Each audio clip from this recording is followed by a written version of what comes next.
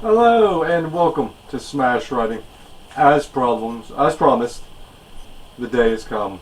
We've moved on from the Saw franchise and we've moved on to the land of pain and pleasure. That is Hellraiser. I've seen some of these movies. That way I know that there's some really good times and some really bad times ahead. Some of them will be your first time seeing them. We'll see how this plays out, shall we? But we kick things off with the original Hellraiser, 1987, I believe it is. It will bother me if I get this wrong. Yes, 1987. I was actually right. And let's jump right to it, shall we? Movie kicks off with Frank finding a puzzle box to lament configuration. He takes it home and he opens it and gets sucked in. We then pan back downstairs and we see the arrival of Julia and her husband Larry. And Larry is Frank's brother. They don't get along very much. He thinks Frank is either in jail somewhere or dead. And they're going to move into that house. We meet, during the move-in, we meet his daughter Kirsty, while Julia is having daydreams about her time with Frank and the affair that they had. While she's daydreaming about that, Larry's downstairs trying to move a bed upstairs, and he cuts his hand open real bad on a nail. And he starts freaking out. He's afraid of blood. And she has to kind of like help him here, because he goes up to her for help before he passes out. And they leave the room to go to the hospital, and the blood that had got on the floor revives Frank. But not all the way. He's very much a gooey, practically immobile corpse, which Julia finds when she leaves the dinner party that night. He's asking for help, and after she remembers another daydream of hers of her time with Frank, that she promised him she'd do anything for him. So she agrees to help him, and that constitutes him needing more blood, which she gets by luring a man from a bar to the house. And she whacks to the hammer. She leaves the room to get cleaned up while Frank does something to the body, and she finds a deflated body and a vertical Frank now. He's still very gooey. And all you see his insides and the veins and the muscles. It's very gory, very lovely stuff. But she demands an explanation now. She wants to know what's happening, where he's been, what's going on. And he shows her the puzzle box. Like, this puzzle box will open doorways to pain or pleasure, and he didn't care which he got. And he got it. But time is not on their side. The Cenobites will eventually know he's missing and will come looking for him. So he needs to get whole so they can go on the run.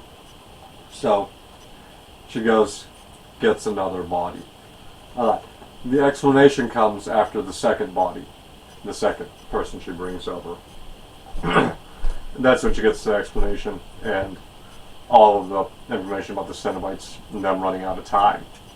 That night, though, Frank's getting a bit rowdy. He's always storming back and forth, pacing back and forth, stomping his feet, slamming on the wall, screaming. And that alerts Larry downstairs. He almost catches him, but he manages to hide in the bedroom, and Julia's seducing him and everything to keep him distracted. And they go to the bedroom, and that's where she sees Frank is, and Frank is going to go after Larry, but she tells him no. And she's already kind of disgusted by being intimate with her husband, so him saying no kind of, irritates Larry a little bit, because she's very much moving away from him through the entire movie, and he just thinks it's more of that, not knowing the gooey corpses behind him. That's what drives Larry to go talk to Kirsty. Maybe Kirsty can go talk to her. Maybe she just needs a friend and she'll settle down from the move. So Kirsty goes to see them. Unfortunately, she drops in on the third guy being brought. She thinks there's an affair going on, so she storms over to investigate the house. She hears the screams of Julia beating him in the head.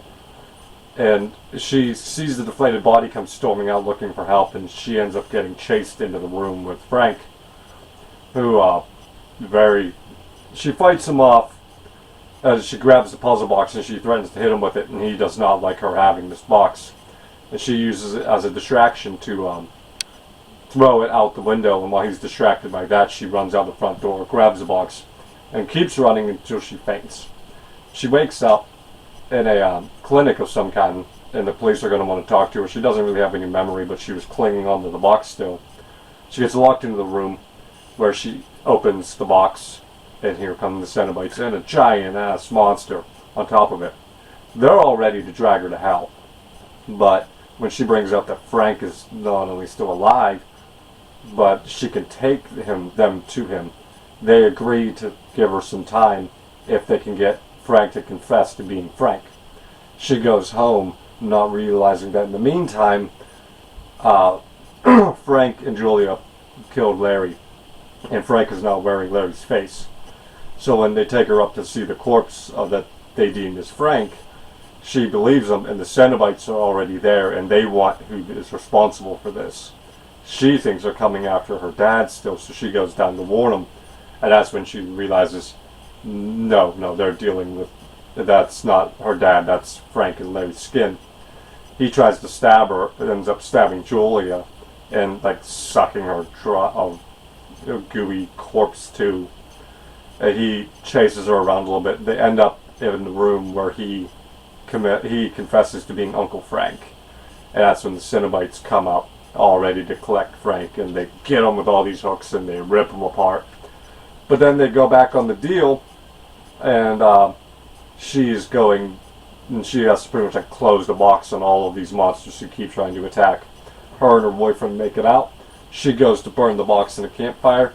The homeless man that's been sporadically through the movie arrives, goes into the fire, becomes a dragon, flies off with the box, and we get the box back with the original seller, about to sell it to a new person, and that is Hellraiser for you. Let's get up the clear Paul Rose here. The gore and the prosthetics in this movie is fantastic. Everything around Frank, from him being reborn out of the floorboards, to the various forms of gooey corpse, to him being ripped apart, the Cenobites all look great. The makeup team and prosthetics and everyone killed it in these aspects. It was amazingly done. We have a masterclass final girl in Kirsty. Ashley Lawrence kills it. Masterclass performance from her. Absolutely amazing. Then you get other performances like Claire Higgins' portrayal as Julia. I love seeing the descent into villainous madness from her, because right from the jump you can see how nervous she is, how skittish she is. She doesn't want to do this, and they did a really good job too. Being the first guy was a prick, and then by the time she gets to the third one, she's a true villain, and the third guy is a sheepish, shy guy, and he's second thoughting this. He knows he shouldn't be here, and really sympathetic for him. And that was a clever build from prick of the first victim to the shy guy who's just in the wrong place, knowing he shouldn't be there. Really well done, and really mirrored her scent wonderfully well. Then you again, Andrew Robinson, who's a really sympathetic hubby. He played Larry. And of course, Doug Bradley's Pinhead is legendary, to steal a phrase. And he only had a few lines, but every line from him was so good. And let's not forget about the other Cenobites. I don't feel like they get enough they don't get talked about nearly enough. Simon Bamford as Butterball. Then you had Nicholas Vince as Chatterbox. And Gracie Kirby, who played the female Cenobite, who actually does have a name. Her name was Sister Nicoletta. I had to look that up. But they all did really good. They all looked great. I wish they had more time. But what time they maximized every second they had on screen. All of them. Bravo. Of course there are some cons. This feels like a half movie. I feel like there was more to the story, because there was that sub-story of Kirsty and this homeless man following around, and what we got was good. Like from him originally, like looking out from around the door at her, to him eating the crickets at the pet shop, all really weird. I feel like they needed a bit more. One or two more scenes would have helped out greatly. And she was having nightmares from like day one. And why was she having nightmares? She hadn't touched the box yet. If she had touched the box, then I'd understood why she was having these nightmares, but that hadn't happened yet. So it's like, yeah, I feel like some things were missing. Some story bits went untold that I think would have helped out. And then, I'm not a huge fan of the Cenobites going back on the deal at the end. And I know he said maybe in the clinic, maybe they'd have a deal. But I feel like it would have been better if she would have just had to escape the house catching on fire and falling apart around her over the Cenobites attacking her again. They could have kept the big monster, the big weird monster, except he was a part of the Cenobites, but he was never with the group. And I feel like the group should have kept the word, you know. They're sure they're demonic and they're evil, but not really. They come because they're summoned to come. And it would have made them feel a bit different had they kept their words with her and not actively gone after her. While none of these are major cons, I do feel like it hurts it just enough to keep it an A+. It keeps it out of the S tier range. Still a fantastic movie. Still a great time. Still strongly suggest.